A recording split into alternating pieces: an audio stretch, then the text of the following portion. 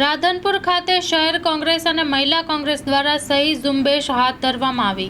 રાધનપુર જિલ્લો નવો જિલ્લો બનાવવાની માંગણી સાથે ઝુંબેશ હાથ ધરવામાં આવી છે। Story report by Prahlad Thakor, Radhanpur, Patan.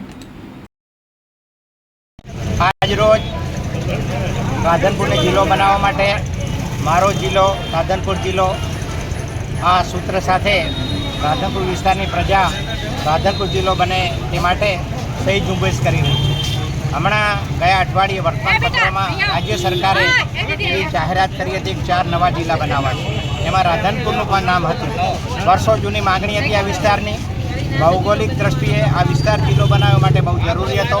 ભૂતકાળમાં પણ ઘણા બધા પ્રયત્નો થયા હતા, પણ સમય સંજોગો અનુસાર એ સફળ થયા નહોતા।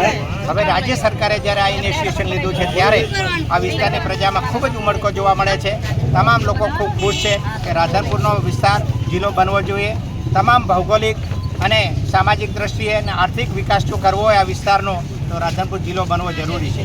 આ વિસ્તારના હજારો યુવાનો બેરોજગાર છે, ત્યારે એમને રોજી માટે બહાર જવું પડે છે। જો રાધનપુર જિલ્લો બને તો આ વિસ્તારને આવા યુવાનોને અહીંયા રોજગાર મળે, ઘણો બધો વિકાસ થાય, જમીનમાં વિકાસ થાય, ખેડૂતોનો વિકાસ થાય અને સરહદી જિલ્લો હોવાને કારણે આ વિસ્તારમાં વિશેષ ગ્રાન્ટ આવવાને કારણે આ વિસ્તારનું સંરક્ષણની દ્રષ્ટિએ પણ ખૂબ જ મહત્ત્વ છે। રાધનપુરનું ખાસ મહત્ત્વ એ છે કે 50 કિલોમીટરની એરિયામાં લગભગ 6 થી 7 તાલુકા આવે છે અને ઇન્ફ્રાસ્ટ્રક્ચર એટલું બધું સારું છે। આ વિસ્તારમાં કંડલાથી પઠાણકોટ સુધી હાઈવે જાય છે, રેલવેની હારમાળ છે, અહીંથી પાલનપુરથી કરીને છે પોરબંદર સુધીનો નેશનલ હાઈવે છે, રાધનપુર જંકશન છે, રેલવેથી જોડાયેલું છે, નર્મદા કેનાલ આવી ગયેલી છે।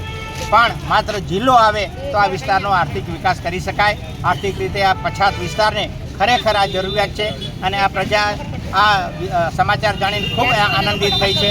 આ સહી ઝુંબેશને કારણે અમે રાજ્ય સરકારને કહેવા માંગીએ છીએ, તમે ગમે એમ કરો પણ રાધનપુરને જિલ્લો બનાવો। એના માટે આ વિસ્તારની તમામ પ્રજા ખૂબ ખુશ છે અને એની મુહિમમાં આજથી આ જોડાયેલી છે। આ કારણ માટેથી અમે રાધનપુર શહેરમાં આજે સહી ઝુંબેશ કરી છે। આના પછી વારાઈ, સાંતલપુર, સમી તાલુકામાં પણ કરશું, થરામાં પણ અમે જઈશું અને તમામ સરપંચશ્રીઓને વિનંતી છે, તમામ સામાજિક સંસ્થાઓને વિનંતી છે કે આ મુહિમમાં આપણે જોડાઈએ અને રાધનપુર જિલ્લો બને। બીજો કોઈ પણ જિલ્લો બને એમાં અમને વાંધો નથી, પણ રાધનપુર જિલ્લો બને એવી આ વિસ્તારની માંગણી છે। આ તમામ સમાજો આમાં સાથે છે, તમામ સંસ્થાઓ સાથે છે અને તમામ પ્રકારનું ઇન્ફ્રાસ્ટ્રક્ચર રાધનપુર જિલ્લો બનાવવા માટે છે। તો રાજ્ય સરકારની અમારી વિનંતી છે કે આ મુહિમને તમે સફળ બનાવો અને રાધનપુરને જિલ્લો બનાવો। એ જ વિનંતી માટે અમે આજે અહીંયા એકત્ર થયા છીએ। હારીજ જલારામ સેવા સમિતિ દ્વારા શહેર તેમજ તાલુકામાં સેવાકીય પ્રવૃત્તિઓ કરવામાં આવી રહી છે। શહેરમાં જલારામ સેવા સમિતિ ટીમ દ્વારા શહેરમાં તેમજ તાલુકામાં રોડની સાઈડમાં ઝૂંપડાવાળીને વસતા ગરીબ પરિવારો તેમજ નિરાધાર વિધવા વડીલોને ટિફિન સેવા તેમજ આકસ્મિક માંદગી અને તકલીફોને લઈને પડતી હાલાકીમાં વ્હીલચેર સ્ટેન્ડ આપવાની પણ સેવા તેમજ કેનાલોમાંથી મળેલ 2-3 દિવસની ખોવાઈ ગયેલ લાશોને અંતિમ યાત્રાની ગાડીમાં રેફરલ હોસ્પિટલ લઈ જવાની ઉમદા સેવાકીય પ્રવૃત્તિ તેમજ બિનવારસી લાશોને હારીજ મુક્તિધામની અંદર અંતિમ ક્રિયા કરવી તેમજ આ વખતના ચોમાસાની ઋતુમાં અતિવૃષ્ટિને કારણે શહેરના હાઈવે રોડ ઉપર મૃત ગાય માતાઓને જેસીબીની મદદથી લઈ જઈને ખાડો ખોદીને મીઠું સાથે અંતિમ ક્રિયા કરાવવામાં આવી હતી।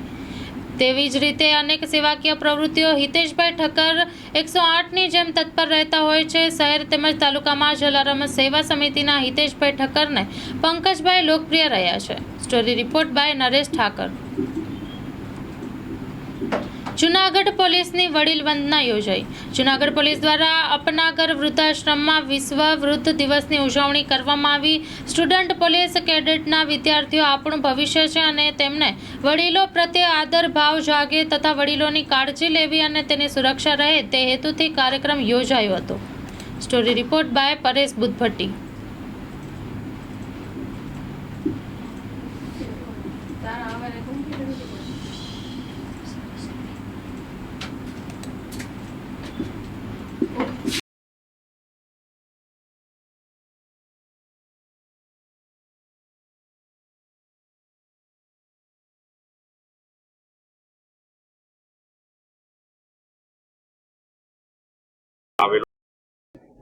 જુનાગઢ પોલીસ દ્વારા સ્ટુડન્ટ પોલીસ કેડેટ એ આગામી આ રાષ્ટ્રનું ભવિષ્ય છે।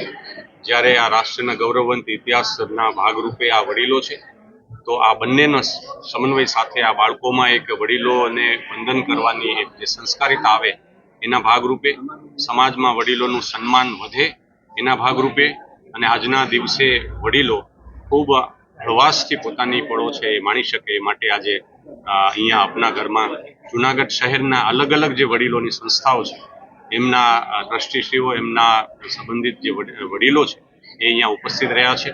એમની સાથે આ બાળકો દ્વારા એમને સન્માનિત કરવામાં આવ્યા છે. એમને પુષ્પગુચ્છ ભગવદ્ ગીતા દ્વારા પણ સન્માનિત કર્યા છે અને સાથે સાથે પોલીસના બેન્ડના મદદથી એમને જે કંઈ મનોરંજન કરવાનું છે, આજે હળવી પળો માણવાની છે, એ પણ આયોજન કર્યું છે. આ તબક્કે હું આપના સૌના માધ્યમથી આપણે આપણી સાથે આપણી આસપાસ રહેલા વડીલોની સલામતી, વડીલોને કેવી રીતે આપણે માન આપીએ, એનું સન્માન કરીએ, એમને વંદન કરીએ એ માટે હું આપના માધ્યમથી સમાજના અને જુનાગઢ જિલ્લાના તમામ લોકોને પણ અપીલ કરું છું. ભુજ આશાપુરા મંદિરમાં નવરાત્રી પહેલા ચમત્કાર થયો હોવાનો દાવો. ઘટ સ્થાપન પહેલા મંદિરમાં બિરાજમાન મૂર્તિમાં ફેરફાર થયો. નિજ મંદિરમાં આશાપુરા માતાજીની 2 મૂર્તિ બિરાજમાન છે. ડાબી સાઈડની મૂર્તિમાં મુખારવિંદમાં ફેરફાર થયો. સમાચાર વાયુવેગે પ્રસરતા માય ભક્તો દર્શન કરવા માટે ઉમટી પડ્યા હતા. સ્ટોરી રિપોર્ટ બાય કરણ વાઘેલા, ભુજ.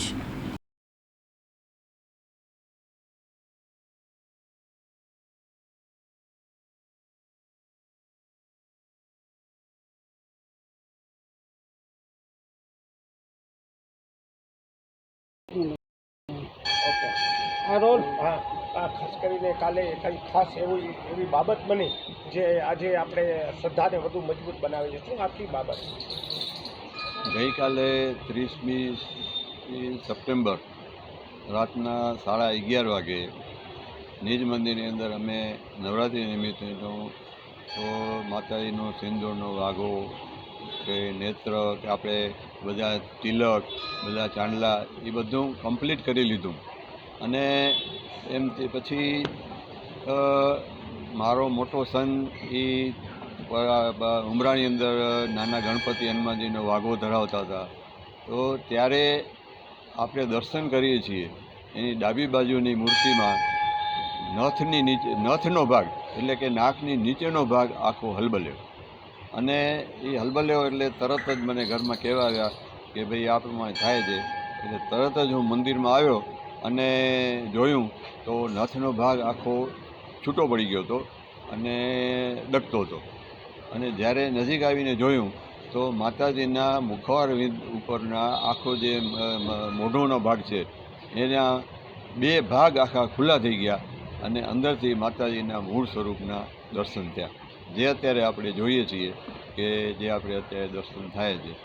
તો આવી જે ઘટના, જે ઐતિહાસિક ઘટના કહો કે માતાજીનો સંકેત કહો કે ચમત્કાર કહો કે એની અનુભૂતિ કહો, એની પોતાની હાજરી કહો, એ આપણને એ સાક્ષાત્કાર આપણે કરાયો એવું આપણે માની શકીએ. આપણે અચ્છા, ભૂતકાળમાં પણ આવું કોઈ ભૂતકાળમાં 10મી જુલાઈ 2010ના આપણે દર્શન કરીએ છીએ. જમણી બાજુની મૂર્તિમાં માતાજીના ભાલ પ્રદેશ એટલે કે કપાળના ભાગમાંથી આ આખો ભાગ ખુલી ગયો હતો અને જે દર્શન આપણે અત્યારે થાય છે, જે આપણે કરીએ છીએ. એવી ને એવી ઘટના માતાજીને ડાબી બાજુમાં નથ પાસેથી ભાગ આખો ખુલી ગયો અને પછી આખો મુખારવિંદનો ભાગ પણ આખો ખુલી ગયો. અને આ રીતે માતાજીના મૂળ સ્વરૂપના ભવ્ય દર્શન જે આપણે અત્યારે કરીએ છીએ. અને માતાજીનું ગંગાજળથી અભિષેક, ઘીનું લેપન, સિંદૂરનું લેપન એમ કરીને પરોળના આ આખું કાર્ય સંપન્ન કર્યું. અને જે કાંઈ માતાજીનો વાઘો જે વડો થયો એ હું આપને ખાલી દર્શન કરાવું છું, ભલે આપ લઈ શકો છો. એમાં કે માતાજીનો જે તે સમયનો 400 વર્ષ પહેલાંનું અંદરની નીકળેલું તિલક, એનો જે તે સમયે ચાંદીનો વરખ ધરાવતો હતો એના અવશેષો, એ બધું આપણને અત્યારે આપણા પાસે જે હાજર છે, જે હું આપણે બધાને આપણે ક્યાંક ને ક્યાંક એવું લાગે આસો મહિનો આવે છે એટલે માતાજી સાક્ષાત દર્શન આપે. એ તો આપણે જેને કહીને કે હંમેશા કાંઈક ને કાંઈ આપણે દરેકને અનુભૂતિ થતી હોય અને પોતાની હાજરી માતાજી બતાવતી જ હોય. આ વખતે એને પોતાની હાજરી સવિશેષ બતાવી કે હું હાજર છું. અને જ્યારે આ વાઘો થયો ત્યારે તે પહેલાં એક કાંઈ એક ટકાભાર પણ એનો કાંઈ એવો ફેરફાર હતો નહીં. અને જે સડન જે આખું જે નથ પાસેનો ભાગ ઉપડ્યો અને હલબલ્યોને જે આખો પોતાનો વાઘો મૂકી દીધો, એ જે આપણે ઘટના જે રીતે આપણે મૂલવીએ એ રીતે આપણે મૂલવી શકીએ. અત્યારે કંઈ આપ બતાવી રહ્યા હા, અત્યારે હું આપને બતાવું છું.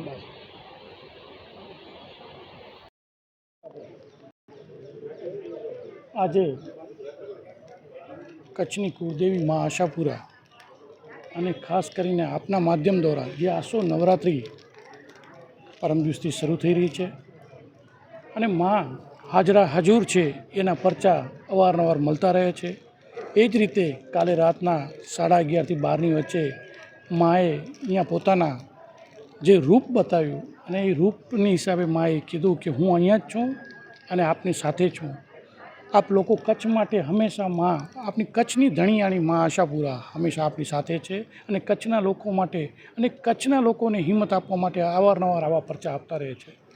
આપણા જનાર્દનભાઈએ હમણાં આપ સૌને વાત કરી અને જે પરચો માએ બતાવ્યો એ ખરેખર માએ આપણે જે રીતે એનું અનુમાન કરી એ રીતે થઈ શકે છે.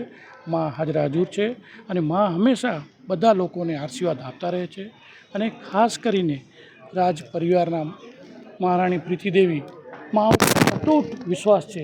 અમારા અંતિમ મહારાજ શ્રી પ્રાગમજી ત્રીજા તો ત્યાં સુધી કહેતા કે હું તો માનો સેવક છું અને પ્રથમ સેવક તરીકે હું કચ્છના લોકો માટે હંમેશા મા પાસે પ્રાર્થના કરતો હોઉં છું, કચ્છની સુખાકારી માટે.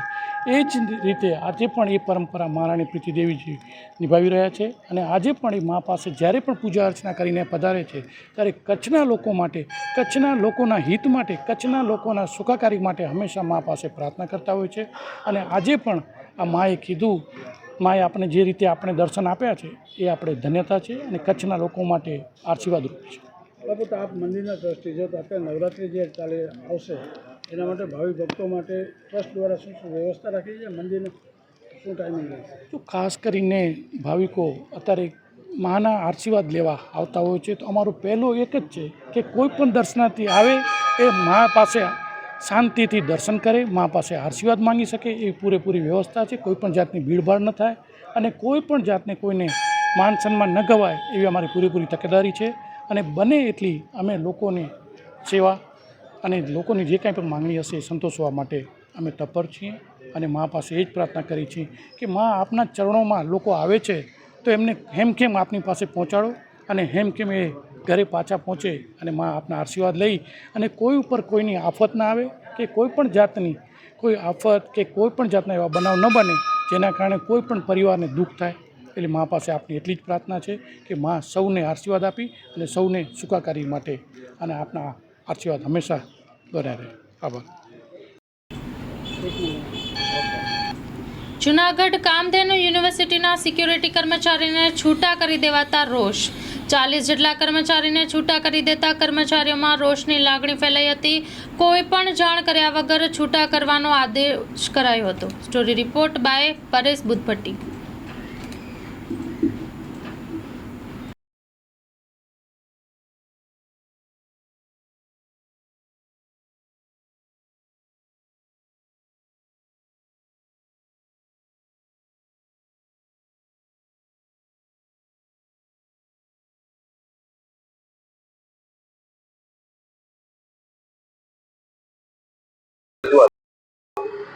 હું નંદની ગર્લ્સ હોસ્ટેલમાં નોકરી કરું છું અને અચાનક અમને છૂટા કરવામાં આવ્યા છે.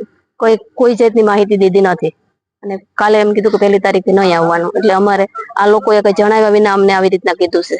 એને માટે અમે કાલે જો અમને નહીં પાછા બોલાવે તો અમે ગમે આંદોલન કરીશું. અહીંયા તમે શું કામ કરતા હતા ને તમને? ત્યાં સિક્યુરિટીમાં નોકરી કરતી હતી છોકરીઓની હોસ્ટેલમાં. શું કીધું તમને? એ લોકોએ કીધું કે કાલથી તમારે આવવાનું નથી. હવે તો અમે જો મને પાછા નહીં રાખીએ તો અમે ગમે કાર્યવાહી કરીશું એની માટે કે આંદોલન કરીશું. અહીંયા સિંધવ ગોવિંદભાઈ, અમે છેલ્લા 1.5 વર્ષ સિક્યુરિટીમાં કામધેનુ યુનિવર્સિટીમાં કોન્ટ્રાક્ટમાં હતા.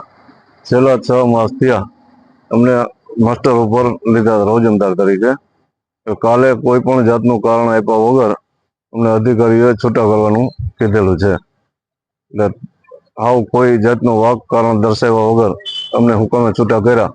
એ યોગ્ય જવાબ નહીં મળે તો પછી અમે આંદોલન કરશું, ધરણા કરશું. કેટલા લોકોને પગાર છે? 30 જણા છે સર. કેટલું વેતન આપતા હતા? શું કારણ આપ્યું? 12,500 રૂપિયા પગાર આપતા મહિનાના. શું કારણ શું આપ્યું? કોઈ જાતનું કારણ જ નથી આપ્યું. અમે બીજો સિક્યુરિટીનો કોન્ટ્રાક્ટ મિલિટરી વાળાને આપી દીધો છે એવું કીધું કાલે. આમાં ના ચાલે એમ. તમારા નામથી? હા, હું હર્ષિભાઈ વાળા. હું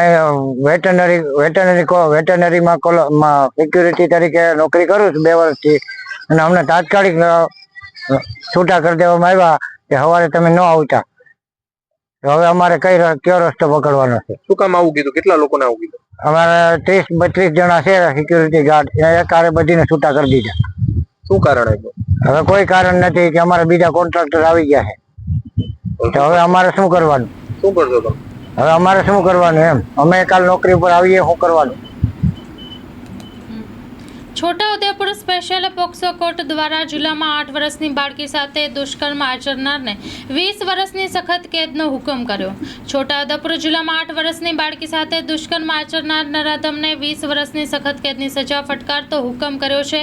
નામદાર કોર્ટે ભોગ બનનારને ₹4 લાખનું વળતર ચૂકવવા આદેશ કર્યો છે. Story report by Saeed Sumra, Chhota Udepur.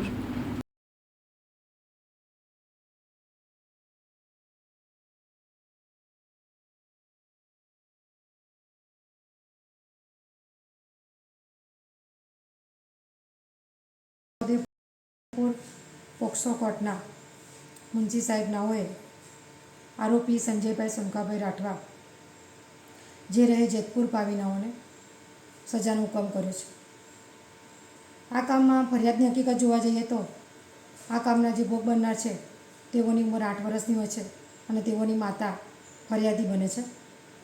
આ કામના કહેવાતી હકીકત એવી છે કે આ કામના ભોગ બનનાર ધૂળેટીનો તહેવાર હોય અને તે તેના મિત્રો બહેનપણીઓ સાથે ધૂળેટી રમતી હોય છે.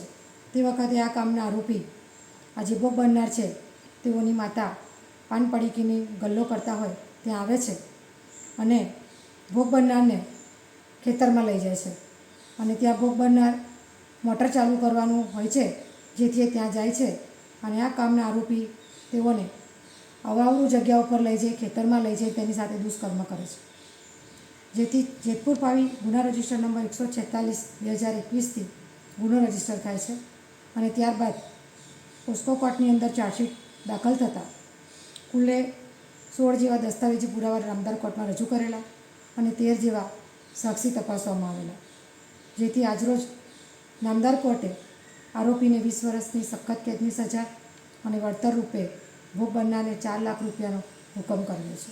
છોટાઉદેપુર જિલ્લા સરકારી વકીલ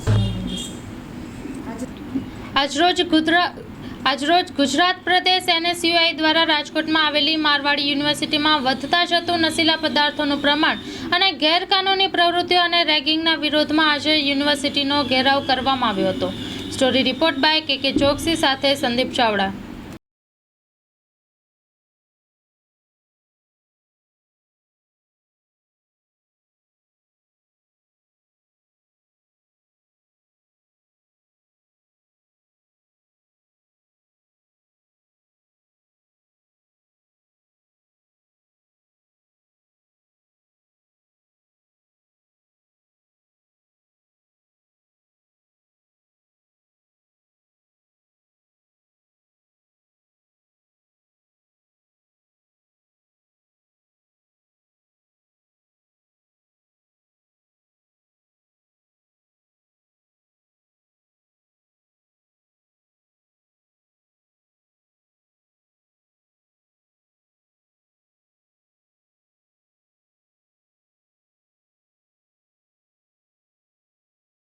વિદ્યાર્થીઓને નશા તરફ ધકેલવાનું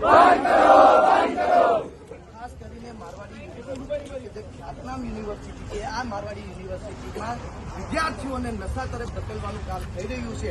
થોડા ટાઈમ પહેલા જે ગાંજાનું પ્રકરણ આવ્યું કે ભાઈ ગાંજાના છોડ ઉગાડવામાં આવ્યા હતા, અને આજે પણ અમે ખુલ્લા આક્ષેપ કરીએ છીએ કે આ મારવાડી યુનિવર્સિટીની જે હોસ્ટેલો છે એમાં સરેઆમ જે નશીલા પદાર્થો છે એનું સેવન થઈ રહ્યું છે, એનું વેચાણ થઈ રહ્યું છે, છતાં મારવાડી યુનિવર્સિટી એમાં કોઈ પણ પગલાં લેવાના બદલે વિદ્યાર્થીઓને દબાવવાનો પ્રયત્ન કરી રહ્યા છે.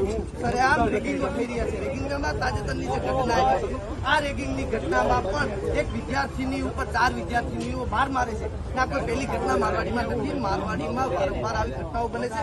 રાજ્યના ગૃહમંત્રીને પણ એમ કહેવા માંગીએ છીએ કે ભાઈ તમે જે આ ડ્રગ્સ વિરુદ્ધની જે મુવમેન્ટ છે એ મુવમેન્ટ જો તમારે ખરેખર વાસ્તવિકતામાં ચલાવવી હોય તો મારવાડી યુનિવર્સિટીમાં પોલીસ તંત્ર અને ડિપાર્ટમેન્ટ એ સરપ્રાઇઝ વિઝિટ કરે અને આ સરપ્રાઇઝ વિઝિટથી ખ્યાલ પડશે કે ભાઈ કેટલું ગેરકાનૂની પ્રવૃત્તિ એ મારવાડી યુનિવર્સિટીમાં થઈ રહી છે. વિદ્યાર્થીઓને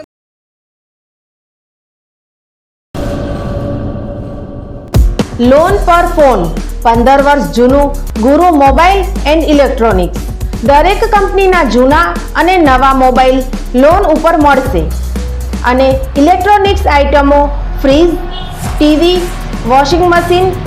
ગુરુ મોબાઈલ એન્ડ ઇલેક્ટ્રોનિક્સ, સંતોષી માતાના મંદિર પાસે અને અમારી અન્ય બ્રાન્ચ ગુરુ મોબાઈલ પોઈન્ટ, આભા હોટલ નીચે, પેટ્રોલ પંપ સામે, ભુજ. તો મેળવો લોન પે ફોન અને તમામ ઇલેક્ટ્રોનિક્સ એપ્લાયન્સીસ.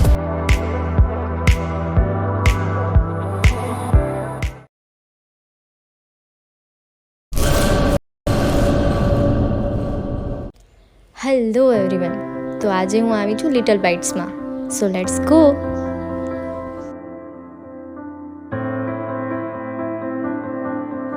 ગાઈઝ, મને અહીંયાનું એન્ટિરિયર બહુ જ સારું લાગ્યું.